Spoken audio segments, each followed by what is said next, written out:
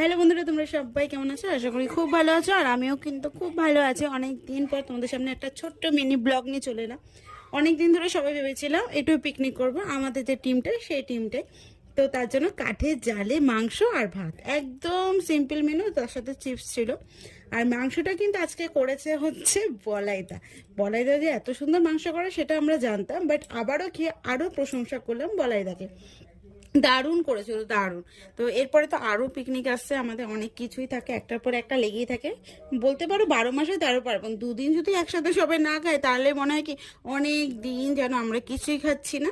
কারণ সবাই মিলে ওই যে একসাথে হতে পারে না। খুব আনন্দ করেছি এই পিকনিকটায়। বক্স আনা হয়নি ঠিকই, বাট খুব আনন্দ করেছি, এটা বলবো তোমাদেরকে। আর তার সাথে রান্নাটা তোমাদের সাথে হালকা হালকা শেয়ার করেছি। আমরা ছিলাম 22 জন। একটা এখানে কি হয়েছে জানো, তোমাদেরকে সেটা বলি। আমরা পিকনিকে ছিলাম 22 জন, রান্না করেছি মানে ভাত রান্না হয়েছে